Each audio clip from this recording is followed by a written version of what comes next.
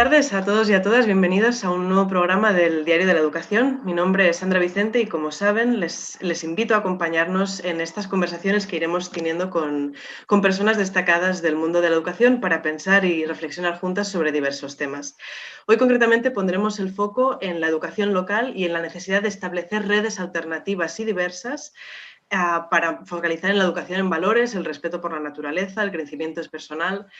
Antes de empezar, me gustaría, como siempre, invitarles a seguirnos en nuestras redes, que podrán ver por aquí abajo. Por supuesto, seguirnos en la página web del Diario de la Educación y, como no, a suscribirse al canal de YouTube del Diario, en el que cada semana les propondremos un programa nuevo. Sin más, les presento a nuestra entrevistada esta semana. Ella es Natalie Laurini, que es doctora en psicorehabilitación y educación especial por la Universidad Central de Ecuador. Natalie vive en la Amazonía desde 2008, creando espacios alternativos y apoyando al desarrollo de las comunidades Shuar. En 2014 cofundó la red de educación alternativa en Ecuador, que se llama Mushuk Away. Es una red que pone en contacto a diversas iniciativas y alternativas de la educación a lo largo y ancho del país. Buenos días, Natalie, gracias por acompañarnos esta semana. Buenos días, gracias por esta oportunidad, este momento de reflexión, ¿no? Porque me encanta este tema, parece que a ti y a mí y a mucha gente. Qué bueno que nos puedas acompañar. A ti. Bueno, sin más, me gustaría empezar hablando de la red. Mushuk Away en quichua significa nuevo tejido. Entonces, cuéntanos en qué consiste la red y por qué detectáis esta necesidad de crear un tejido de alternativas, de iniciativas alternativas a la educación que vayan en paralelo a la educación formal, digamos, del país. Bien. La red es un colectivo de personas, familias, organizaciones, comunidades que nos convocamos alrededor del tema al inicio educativo, pero después de estos 6 años, las reflexiones han ido alrededor de todos los ámbitos de la vida. Entonces nos hemos ido transformando en realidad como una gran familia ampliada a lo largo de todo el país, ¿no? Entonces, realmente lo que nos hace vibrar en esto es el soñar y hacer acción hacia lo que llamamos otros mundos posibles. Entonces, estuvimos todos siempre dentro del sistema, ¿no? Educativo formal, muchos otros después fuimos caminando hacia lo alternativo y toda la reflexión y todo el hacer se ha ido yendo hacia alternativas a la educación, en realidad. Entonces, hacia construir nuevas formas de vida y co-crear otras formas de existir, de coexistir. Entonces, en realidad ya no resistimos al otro sistema, tratamos de que ya no sea una lucha contra, sino de co-crear un nuevo sistema. Entonces, por eso ya no hablamos en realidad ni siquiera de educación, sino de alternativas a la educación. Entonces, esa es la red Mushuk Away, es un tejido que se mueve a nivel de todas las regiones, ¿no? De las 3 regiones, nos falta Galápagos, es en la que todavía no estamos. ¿Y cuáles son las necesidades que detectáis para necesitar o para decidir crear esas alternativas, esa educación alternativa? Sabes que nació justo por un llamado en el pueblo Saraguro, un pueblo indígena, un proyecto muy hermoso que se llamó Inca Samana, que funcionó por más de 28 años, y fue un llamado de este ex Inca Samana que se quedó cerrado por el gobierno anterior y se cerraron muchísimas escuelitas comunitarias. Entonces, fue un llamado al que acudimos casi 69 personas para ser exactos, y de repente dijeron, no estamos solos, ¿no? Somos muchos, y cada vez somos más, 100, 150, y cada año que nos encontramos, al gran encuentro anual, porque hay otras formas también de seguirnos tejiéndonos, pero realmente nos dimos cuenta de que necesitábamos articularnos, entretejernos y fortalecernos mutuamente, inspirarnos unos a otros y apoyarnos en este camino de lograr nuevas formas de vida. Entonces, esa necesidad sí era al inicio diciendo, bueno, tenemos que resistir a todo este sistema que nos va absorbiendo.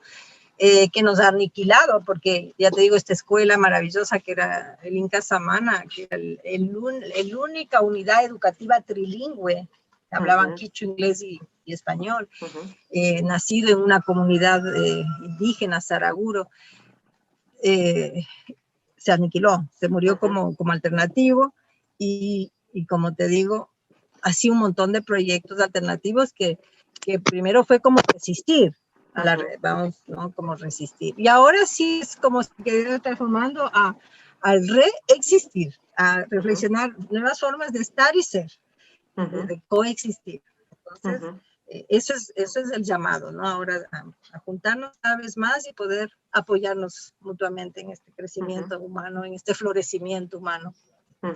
¿Y dónde ponéis el foco en la educación? Porque muchas veces se hace la crítica que la educación formal pone el foco en el currículum, en la mnemotecnia, en acumular un conocimiento. ¿Vosotros dónde ponéis el foco en esta educación? Ha habido mucho el debate, ¿no? Esto del currículum. Había momentos en que decíamos una educación sin currículum. Pero en realidad sí hay currículum, pero es un currículum vivo. Que vemos como unos 3 niveles, ¿no? Es el currículum, digamos que ya, para ser exactos, que gira alrededor de la vida. Alrededor de la vida. Entonces, ese currículum que antes, bueno, que para el convencional es el externo, es el impuesto, el que viene de manera vertical, ¿no es cierto?, como enseñanza. Entonces, para nosotros es el aprendizaje vivo, que todo gira alrededor de la vida, y que realmente estos 3 niveles, digamos, es el currículum de la cultura, no solo la local, sino todo lo que tiene que ver con la cultura mundial, ¿no es cierto? El currículum que está definido por las etapas de vida en la que estás. Y por eso, claro, la red va trabajando, va acompañando los procesos desde que se gesta la vida, ¿no? A lo largo de toda la vida, y siempre estamos aprendiendo y seguiremos aprendiendo.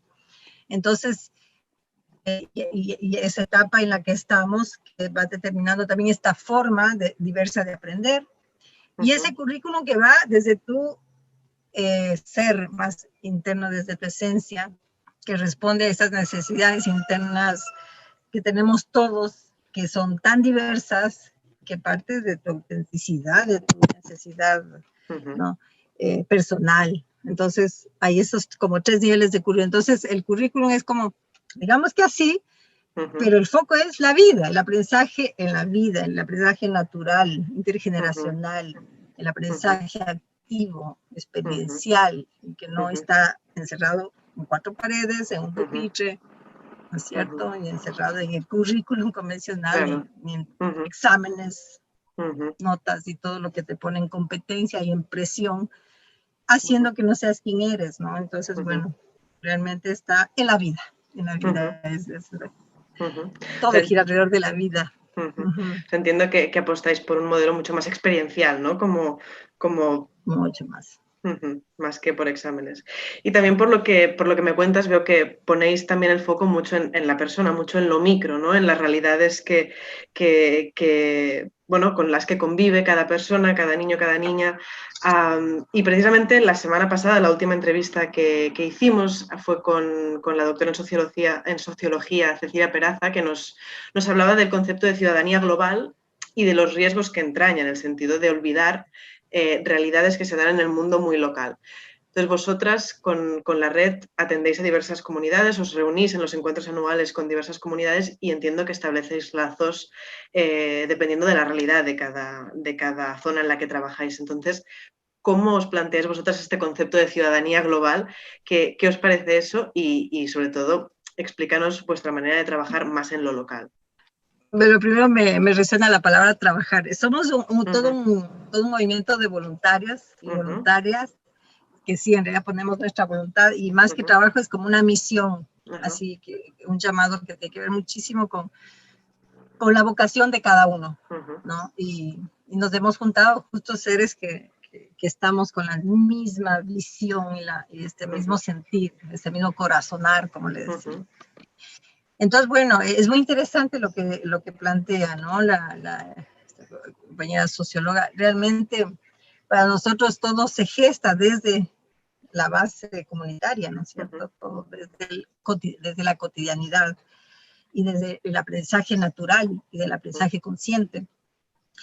Entonces esto para nosotros realmente nace de lo que es aprender a ser comunidad, incluso ahora a través del compartir con alianzas a nivel de América, de Latinoamérica, y con el movimiento de coversidades hemos reflexionado mucho de la comunalidad, más allá de la comunidad, de la comunalidad, de aprender a ser comunidad que se apoya y se cuida unos a otros, ¿no? Entonces, sí, yo realmente esto de la ciudadanía lo hemos reflexionado también. Me acuerdo en un encuentro, en el segundo encuentro, y hablábamos de la desciudadanización de las comunidades. O sea, ya reflexionábamos en el hecho de que es esto de ser ciudadano, ¿no? El sujeto de ciudad. Así, el año pasado más o menos estábamos por una comunidad, Shuar, y estábamos dibujando con los niños y las niñas nuestros sueños, cómo soñamos a nuestra comunidad. Y algunos guaguas ya les dibujaban a la ciudad, ¿no? Mi comunidad les sueño con edificios. Con edificios y con... Entonces, claro, yo pensaba, o sea, cómo el mundo occidental va mermando y mermando, ¿no? Entonces, esto del ciudadano, ¿qué es el ciudadano? O sea, que pone en categorías a los seres, ¿no? El de la ciudad, el del campo, el que vale más, el que vale menos. Entonces, sí, realmente deshumaniza muchísimo estas categorizaciones de la ciudadanización.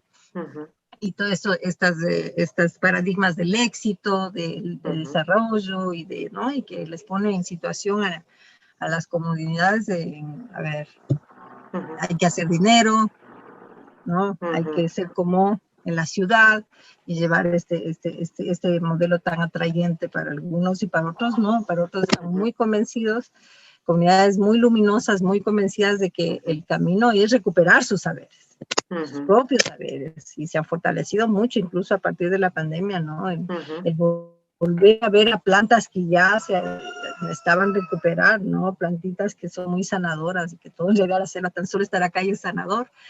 Entonces, bueno,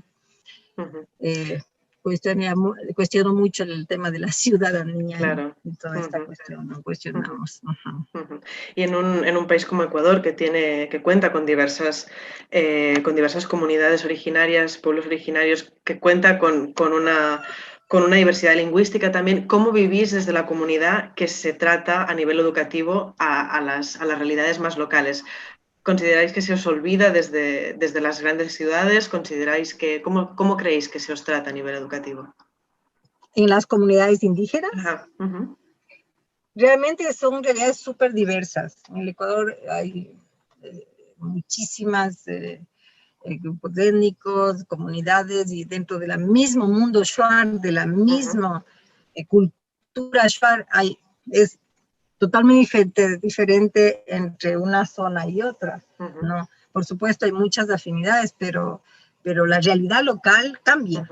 Entonces se lo vive de una manera muy diversa y no se puede realmente generalizar, y eso es lo que se tiende en lo convencional, ¿no? Homogenizar y todos iguales, y eso es imposible en un mundo tan diverso. Por eso es que es imposible querer enseñar y no, en lugar de acompañar en un aprendizaje natural. Entonces se lo vive, como te digo, de manera tan diversa que acompañamos procesos, por supuesto, siempre que nos pidan. No vamos a ofrecer nada, cero paternalismo, asistencialismo, sino que se lo vive adentro de una forma en que, voy a hablar de las dos comunidades en las que estamos caminando juntos, ¿no? Tanto en la cordillera del Cóndor como en la cordillera del Cutucú, en su propia diversidad, es en Cuámar, por ejemplo, en la cordillera del Cutucú, están en la reflexión de la escuela, está enquistada, ¿no es cierto?, ahí, desnaturalizando el encuentro humano entre los guaguas. Hemos tratado, ¿no?, de por ahí lograr, por ciertas coyunturas, en que los niños puedan estar más libres, con materiales concretos, tocando, ¿no?, y aprendiendo con el material, y también, sobre todo, valorando esa maravillosa naturaleza y la transmisión de la cultura de otras maneras. Mientras en la otra comunidad, ellos ya tienen hace años un espacio de aprendizaje autónomo. O sea, la escuela fue cerrada, sacada a la iglesia, es otra realidad totalmente, mientras que en la comunidad de Putucú es una realidad más bien, es una comunidad evangélica, son realidades tan diferentes y son mismo. Entonces, desde adentro, realmente el sentir local es muy diverso, no podemos ni generalizar, ni globalizar, es imposible. Entonces, por eso es que es a esta realidad local, como dice la compañera de la entrevista anterior, se visibiliza realmente cada realidad y desde las necesidades auténticas de cada ser, cada familia, cada, ¿no es cierto?, cada entorno. Bueno, y vosotras en la red, claro, también es interesante ver cómo os organizáis vosotras, porque si sois tantas voluntarias, tantos voluntarios que trabajáis con tantísimas realidades, ver un poco cómo os organizáis y cómo transmitís esos saberes, ¿no? Según me contabas antes, en la red os organizáis o ponéis el foco en los impulsos, ¿no? Entonces, cuéntanos un poco cómo funciona esto, cómo funciona el intercambio de saberes que pone un poquito las bases o las raíces de la red. Al principio nos fuimos convocando por año en un encuentro anual hasta irnos mapeando, conociéndonos, ¿no? Y entre encuentro y encuentro anual, después había mini encuentros a los que llamamos caravanas. Entonces se iba tejiendo cada vez más, ¿no? Caravanas, o nos convocábamos a un círculo de palabra para debatir un tema y en diferentes lugares del país. Entonces hay un impulso de hagamos tal cosa desde algún proyecto, desde alguna familia, desde alguna comunidad, y pues se hace y nos movemos todos.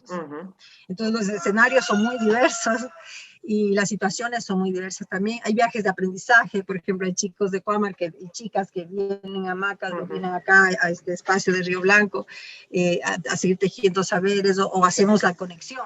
¿Dónde está este saber que quiere esta otra persona o esta comunidad? ¿No es cierto? Este viernes, por ejemplo, vamos a ir Cuamar, viene acá y de ahí nos vamos todos vienen de Quito, de Cuenca, vamos hacia Maicuans, a la cordillera del Cóndor. Entonces, así nos vamos moviendo. Entonces, donde va a suceder algo y nos vamos a escuchar cómo estamos ahora, no sé si todavía es post, pero post-COVID, cómo estamos ahora, cómo lo hemos vivido, vamos a dialogar, ¿no es cierto? ¿Y qué necesitamos ahora? ¿Cómo seguimos tejiendo juntos?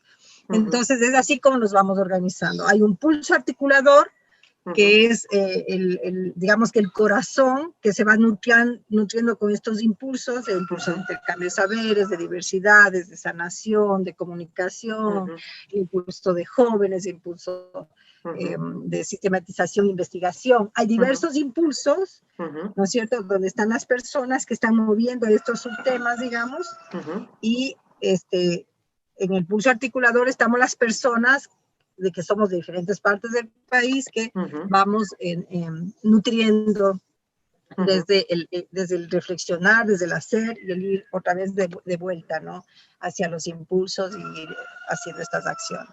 Entonces, todo es por impulso. O sea, si una persona tiene un impulso, se dan las cosas. Y si es una familia que dice, hagamos este tema, tal, y se va tejiendo. Entonces, estamos organizados por regiones, que a los que llamamos núcleos. Entonces, hay un núcleo Sierra Norte, núcleo Sierra Sur, núcleo Oriente o Amazonía, que es donde estamos nosotros, y el núcleo Costa.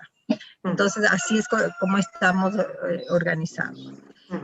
Y es muy bonito porque todo es muy en espiral, muy circular, ¿no? O sea, no hay autoridades, no hay las falsas democracias, no hay, o sea, todo es en diálogo, ¿no? En consenso y reflexionado juntas y juntos, ¿no?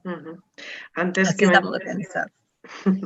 Antes que mencionabas los impulsos, quería focalizar en dos en los últimos minutitos que nos quedan de entrevista, que eran precisamente la atención a las diversidades y la sanación consciente, que le llamáis, ¿no? Entonces, ponnos un poco en contexto a las personas que no trabajamos con este tipo de educación, cómo es la sanación consciente y sobre todo también cómo atendéis a las diversidades. Ok, bueno, la esencia misma en este tejer de 6 años es el intercambio de saberes y experiencias. Y ese intercambio de saberes se da a nivel de todos los ámbitos humanos, ¿no es cierto?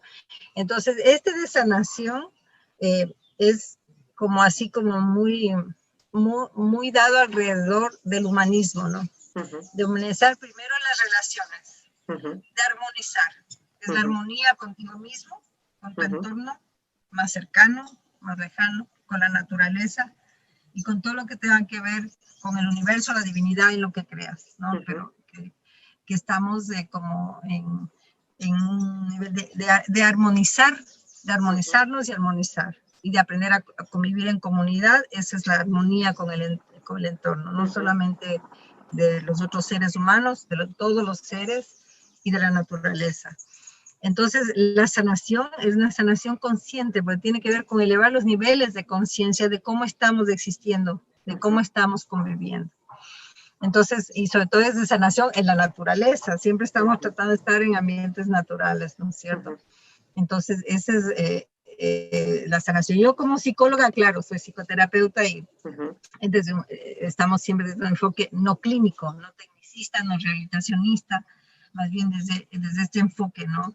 Es humanista, incluyente, participativo, comunitario, ¿sí? Desde ahí la sanación. Entonces ya no hablamos de psicologizando la cosa, no hablamos de trastornos, no hablamos ¿no es cierto?, de todo lo que tenga que ver con lo clínico, de clasificar las enfermedades y los trastornos, no, sino más bien de acompañarnos en esa sanación interna, en ir hacia esas heridas primarias, esas causas más primarias que tienen que ver incluso con nuestros ancestros, ¿no? Con todo lo que hemos vivido como mundo, acá mestizo y el mundo indígena y todas esas dicotomías que nos hace tener el sistema, ¿no? Todas esas luchas que nos quita de nuestro centro y que no provoca realmente situaciones saludables, ¿no? Pues vamos hacia esa sanación interna primero, ese crecimiento personal primero, siempre desde una evolución personal consciente que va irradiándose hacia su entorno. Entonces, ese es como digamos el enfoque de sanación. Entonces, en este impulso de sanación estamos como pendientes de ser como los custodios de la armonía, ¿sí? El impulso de sanación, de ser mediadores si hubiera un conflicto, qué sé yo, pero todo es como muy fluido, ¿no? Eso respecto, así muy en resumen, de la sanación, que te interesa también, pues son como 8 impulsos que nos organizamos. Y el de diversidades, bueno, son todas las diversidades. Primero nació como la necesidad de hablar de las diversidades sexogenéricas. Y después, claro, en la reflexión, porque sí somos muy así de diálogo y de reflexionar y de ir tejiendo nuevos saberes, ok, no es solo esas diversidades, son todas las diversidades, o sea, cada uno de estos casi 8.000 millones de seres humanos, todos somos únicos, diversos, todos. Entonces, desde ahí, desde todas las diversidades, desde la aceptación incondicional, desde el amor, que eso es lo que realmente nos teje, este acto de amor, ¿no? De acompañarnos en nuestro crecimiento. Entonces, aceptar las diversidades de todo tipo, que también son diversidades en cada comunidad somos tan diversos, cada cultura es tan diversa, y aquí en Ecuador somos muy diversos, ¿no? Sumamente más diversos que a veces, con tantas culturas tan ricas, tan diversas, y tanta biodiversidad, que acá estamos, pero en un país tan rico, ¿no? Lleno de biodiversidad. Entonces, es desde ahí, así sencillamente, ¿no? La aceptación incondicional de esas diversidades a todo nivel, a todo nivel. Y este respeto, ¿no? De ser quienes somos en esa diversidad. Y bueno, la última, porque nos quedan, nada, 2 minutitos, pero también me 2 gustaría... minutos, entonces, nada, a ver, el reto de resumir en 2 minutos. Sí, bueno, nos has hecho una exposición de cuál es no solo la educación que buscáis en la red, sino también de de cuál es la sociedad, el mundo interrelacional que queremos o que queréis promover. Entonces, la pregunta sería, ¿cómo os gustaría que fuera la educación? Me has hablado muchísimo de las comunidades con las que trabajáis, también has puesto la dicotomía entre ciudad y ciudadano y persona que vive más en lo rural. ¿Cómo os gustaría que fuera la educación más generalizada? Es decir, ¿a qué mundo os gustaría aspirar? O sea, para nosotros no hay un mundo que debe enseñar a otros. Sí inspirar a otros. Entonces ya no hay la enseñanza. Entonces en realidad ya no hablamos de educación misma. Hablamos de alternativas a la educación, o sea, formas de vivir diversas, ¿no? Entonces estas formas de vivir auténticas desde cualquier lugar. Nosotros, por ejemplo, somos una familia neorrural, salimos de Quito, de vivir con todas las comodidades, entre comillas, comodidades, de todos los niveles, todos los paradigmas de éxito, decir, ok, queremos otra forma de vivir. Nos vinimos a la ciudad, a una ciudad chiquita, llena de naturaleza, y ahora estamos en el campo, ¿no es cierto?, llena de verdad.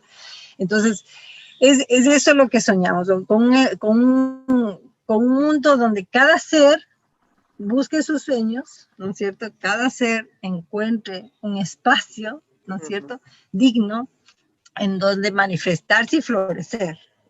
Entonces, sí, estas alternativas a la educación es formas de vida diversas donde se aprende desde que se gesta la vida hasta que se finaliza la vida de manera natural, consciente, ¿no es cierto?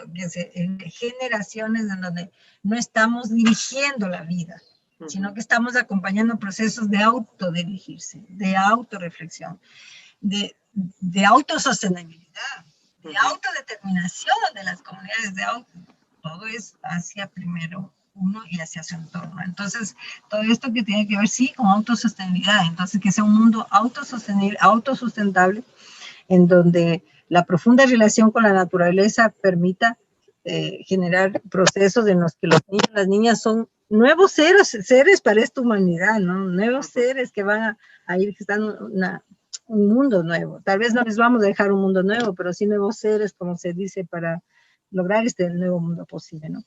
Entonces sí soñamos con un lugar donde no tengamos encerrados a los niños en aulas, jaulas y dentro de un pupitre. Entonces, que los seres podamos ser quienes somos, ¿no? Desde ese programa interno, desde ese diseño con el que ya nacemos, ya venimos dotados de que nada nos frene ni nada nos coarte y nos reprima, ¿no? Hacia ser quienes somos. Soñamos con ese mundo, ¿no? En que nos dé bienestar para todos, bienestar para estar y ser quienes somos. Bienestar no solo para mí, sino para ti y para todos los seres del mundo. Ese es realmente el bienestar. Estar bien, existir y coexistir bien entre todos. Ese es el mundo que soñamos. Pues bueno, el tiempo es muy cortito, ¿no? Podríamos hablar tanto. Sí, bueno, pero con esta reflexión final que creo que es optimista y es muy positiva sobre todo y no es una utopía, o al menos no lo parece. Bueno, con esta reflexión nos vamos porque lamentablemente se nos ha acabado el tiempo, es una lástima, pero bueno, te agradecemos mucho que nos hayas acompañado en este ratito cortito. Recordamos que ha estado con nosotras Nathalie Laurini, psicóloga, como decíamos antes, y cofundadora de la red Mushuk Awai en Ecuador.